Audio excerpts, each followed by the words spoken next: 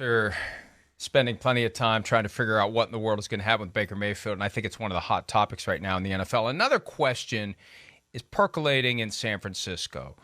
They have Jimmy Garoppolo under contract. As Peter mentioned last segment, John Lynch, the GM of the team, said earlier this week they were very close to trading Garoppolo, and then he goes off-site for shoulder surgery, and that throws a wrench in everything, and they're waiting for him to get healthy. Garoppolo's said within the past couple of weeks he thinks it'll be in time for training camp, so nothing is going to happen there. They want $25 million if he's on the roster week one. He's got a $7.5 million injury guarantee they have to worry about until he's cleared to play, but everyone expects he'll be cleared to play. The real question, and this has been set up under the premise that, and Kyle Shanahan spoke to this effect at the league meetings, the idea was Jimmy moves on and Trey Lance becomes the starter.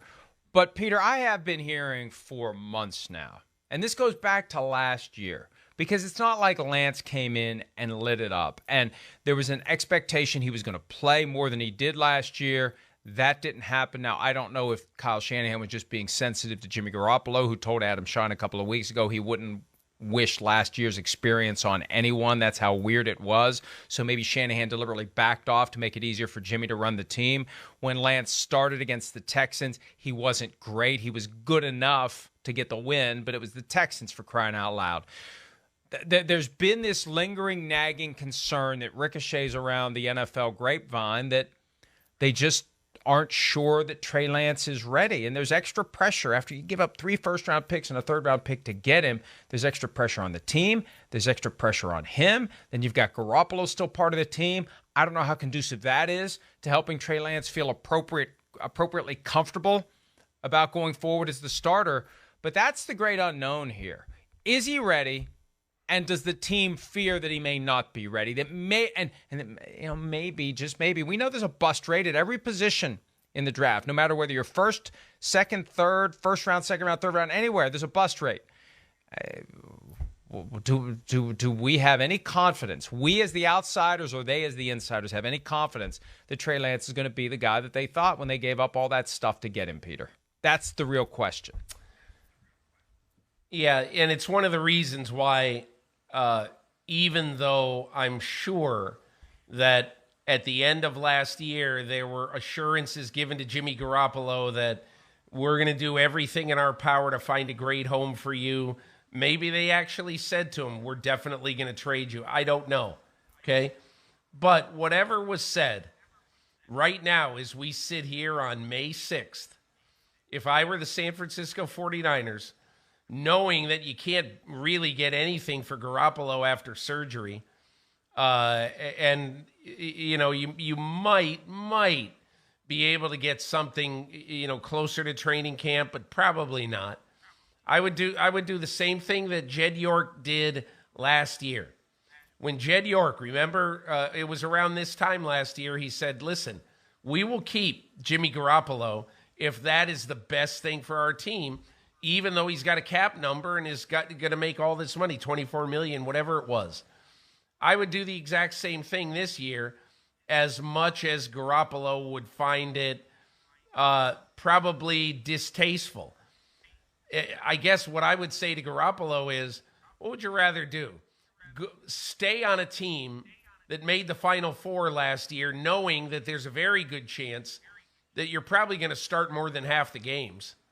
Or go to a team where you're the number 2 quarterback, a team that might stink, by the way. That to me, this is what it means sometimes to take a deep breath and to shut up and to basically say that I got to be an adult here, which I think Jimmy Garoppolo very, very much is, by the way, knowing him the way that I do. But I'll just say one other thing, Mike. I think that once Kyle Shanahan last year said, we are not going to have sort of a package every week for Trey Lance. We don't want to confuse the situation. We don't want to make so that every week there's, what's Trey Lance going to do this week? And what, how much is he going to be involved this week? Because it was clear last year that I think that Kyle Shanahan did not want to muddy the waters. He didn't want to have Trey Lance come in at some point, play great, after maybe Garoppolo had a crummy game or two and say, oh, you got to play Trey Lance. He thought that was going to be too divisive. So now, over the last 3 years, Trey Lance has had basically 3 starts in football. He had a fairly lousy start against Central Arkansas, in his last year of college football. And then last year, he had kind of a crummy start against the Cardinals and an okay start against the Houston Texans. And that's it. Otherwise, we've just seen cameos of Trey Lance and we really don't know. And I guess I would just say this, Mike, and I don't mean to monopolize this, but you're never really going to know about Trey Lance until you make a game plan for him and until you say, go execute this game plan, let's go win this game. That's kind of how I feel about it. So while maybe he's not been great in any aspect of practice, whatever it is, I think you're never really going to know unless you hand the reins to him and said, all right, kid, you're the quarterback for the next 4 games. Let's see what you got. I also think that Kyle Shanahan has been around long enough to know, or at least to make projections based on things he sees or doesn't see in practice or preseason games or whenever a guy has an opportunity to play. And I say that because I recall last year there was a preseason game, I think it was against the Chargers, and I remember Sims' assessment of it after the fact, and Sims is very close with Kyle Shanahan, although Shanahan doesn't talk to him anymore because Sims is in the media. But Chris's assessment was Garoppolo struggled in that game, and this was the golden opportunity for Lance to come take the job, to take it over, and to show Kyle Shanahan he was ready, and he didn't. And it was within a few weeks after that the whole Lance package went away, and we never heard much about him, never saw much about him. He had the knee injury from the one game he played against the Cardinals. It took him a while to come back from that, and then we saw him again against the Texans. You're right. We're not going to know whether or not a guy gets it done week in and week out in the regular season until he goes out and does it. And it was Patrick Mahomes, week 1 of the 2018 season, his second NFL campaign, when all of a sudden we see, holy crap, where was this guy hiding all of last year? And that's what the 49ers hope to get to, but until Garoppolo is gone, the possibility is that Garoppolo will be the guy who's playing it. Peter, there's one important point about Garoppolo's contract, because it's not guaranteed, okay? Once he passes a physical, his $7.5 million injury guarantee goes away. He's got a $25 million salary that doesn't become guaranteed until week 1. If you're a 4-year or more veteran, you can take the balance of your salary as termination pay. If you're cut after week 1, it makes your salary guaranteed as a practical matter. If I'm Jimmy Garoppolo, I'm concerned that I go through training camp, preseason, and I think I'm making $25 million this year. Week before the start of the season, John Lynch, Parag Marathe, Kyle Shanahan, some combination of the 3 come to me and they say, Jimmy, we've seen enough from Trey to think he's ready, so we kind of want to start the season with him. So $25 million is a lot to pay for a backup. And, there aren't many other options out there. Nobody else is going to pay $25 million for a backup at this point. Depth charts are set. We think we should pay you 10. And we think you should take 10. And if you don't take 10, then we got to do what's best for the team, and we got to release you. Then he's screwed if it comes to that. He's got nothing if it comes to that. He's a man without a country and a man without a salary if it comes to that. That's why it's more imperative for Garoppolo to be the one rattling cages to get out of San Francisco than Mayfield's got his money guaranteed. Garoppolo's got the potential. There's a way that needle gets threaded, that he gets screwed. And I think that's why, Peter, we've seen, he's been doing media recently. It's kind of like, boy, this is kind of weird that, all of a sudden Jimmy Garoppolo's doing this show and this show and that show, and he's offering up sound bites like it was strange last year. I wouldn't wish it on anybody. I think in his own way, he's trying to jostle for a release differently than Mayfield. He's wired differently. But he's at risk of something Mayfield isn't, which is the possibility of getting squeezed to take less than half of his salary, or even maybe even less than $10 million. Who knows what they'll propose to him when he has no other options. That's the risk he's taking if he just says, I'm fine with my current situation. I just will say this. I don't think that is who Jimmy Garoppolo is. And again, I realize that is a little bit of a fairy tale thing to say. I do, and I understand. And I understand that's not the business world. But I cannot see Jimmy Garoppolo starting to be, what's the right word? I cannot see Jimmy Garoppolo starting to be real calculating like that. I just can't see it. And well, hang on. One of the I'll let you finish, but I got a point. I got 2 points. Go ahead. No, you go. I want to hear them. Well, okay, and I'm not accusing you of spreading 49ers talking points. I just think they've been so good at getting others to spread the talking points. They've gotten baked into the narrative, frankly, that this is a 49ers talking point. This is not reality because, Peter, he went and got the surgery. You say he's not calculating? He didn't tell the 49ers he was going to get shoulder surgery. That was an FU to the 49ers, a very subtle, low key. I think the difference is Baker Mayfield is going to flash his middle fingers right here. Jimmy Garoppolo is more likely to flash it at you under the table. So I think that the idea that Jimmy's a great guy, Jimmy wouldn't do that, Jimmy's sweet on you, I think that's all 49er propaganda that has made its way through reporters and other talking heads who are on the payroll directly or indirectly, and they become part of the narrative that we all accept. I don't buy it. This is to me, it's not Jimmy propaganda.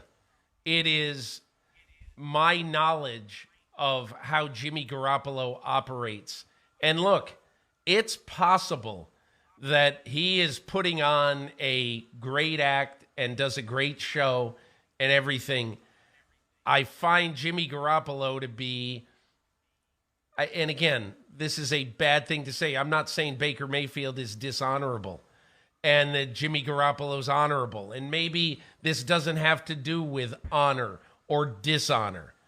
But it doesn't strike me as Jimmy Garoppolo that he is going to start to put things out there that would really kind of put the team in a bad light.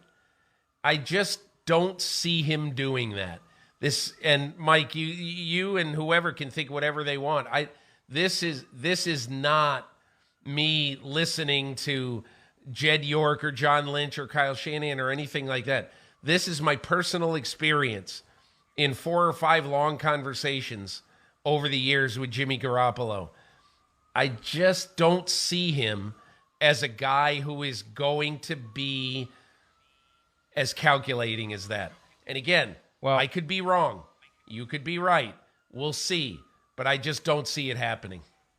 Well, what I would say then, if this is true, if your assessment is accurate, and I have no reason to doubt it because I've never spoken to him in my life, I would say to my countrymen, my paisano, if I may, I would say it's time to wake up, it's time to grow up, and it's time to realize the business that you've chosen. This is, Jimmy, the business you've chosen. And they, meaning the 49ers and every other team in the league, is cold, is calculating, will cut your heart out with a smile on your face if it suits the best interests of the team. That's what they do. They always take care of their best interests.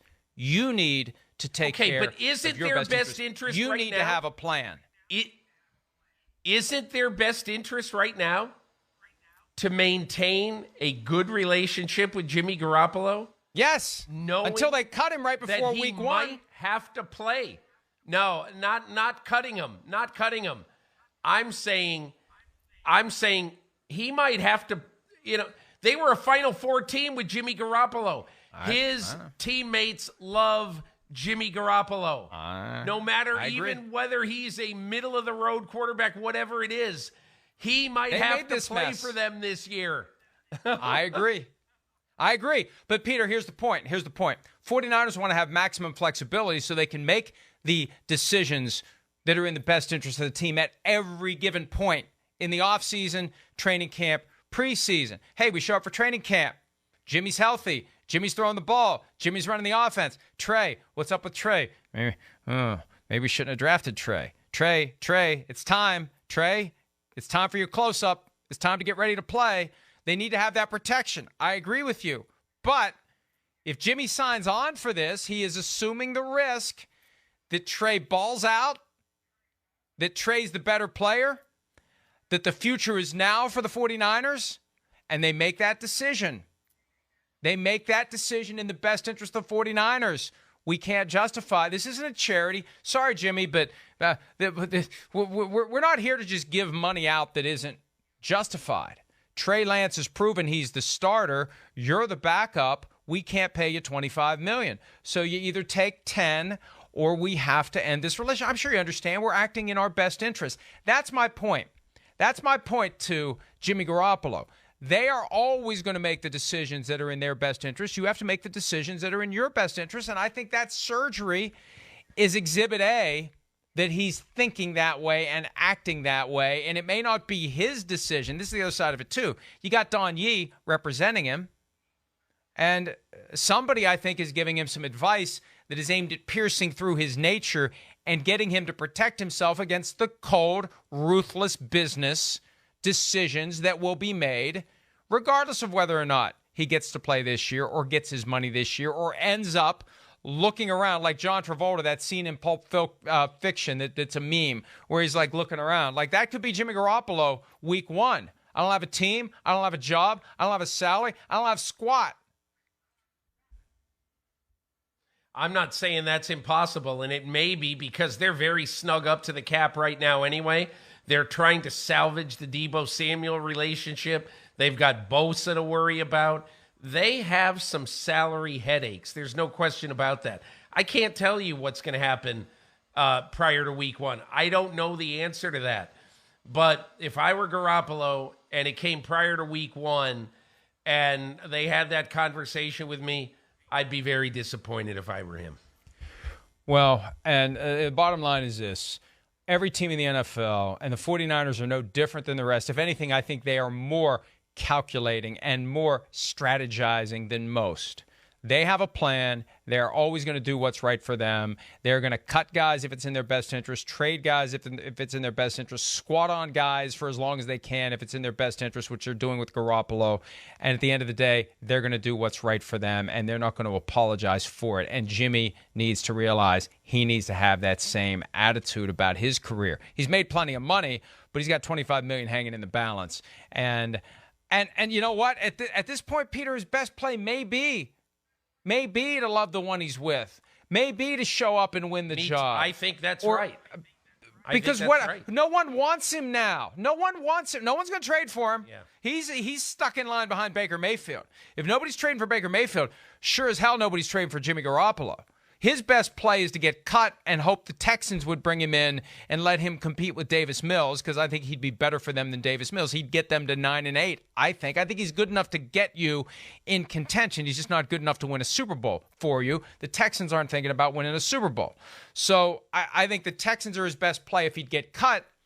But for now, his best play is get healthy and play well enough to win the job. Even if last year was something he wouldn't wish on anybody, he's just going to have to come up with the right mindset because he's got no choice as part of the contract. I mean, this is the disconnect right now in the NFL. You've got teams that will let unhappy guys go, that will respect their wishes and tear up the contract. Then you got other teams that are going to cling to that contract, and that's what the 49ers are doing. The 49ers have this right, they have this power, and they're going to take full advantage of it. And Mayfield and Garoppolo, two fascinating examples, Peter, that are just they're going to continue to provide us things to talk about and think about and just wonder what's going to happen as the season approaches. And maybe once we get into the season, maybe both guys are still going to be with their respective teams. We just spent, hey, Mike, we just spent 64 minutes talking about two guys who might be number 2 quarterbacks. Might be unemployed quarterbacks. Now, Garoppolo's not going to be unemployed, but that is the power of PFT right there. Well, it's the reality that These are the big stories that are capturing the attention of people. And we got rookie minicamps this weekend. We'll have more to talk about next week about what. But we're post-draft. These are two significant items of unfinished business post-draft that are hovering over the National Football League. And it does affect not just the teams they're with, but potentially other teams if there would be interest in these guys.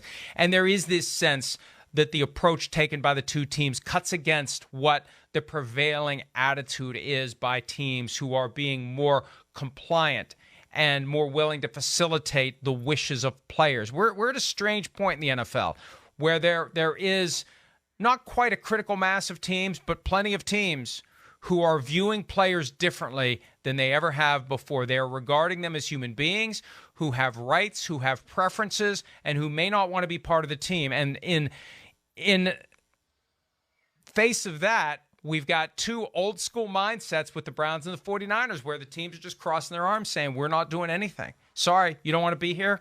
Too freaking bad. That's what's so fascinating about it to me.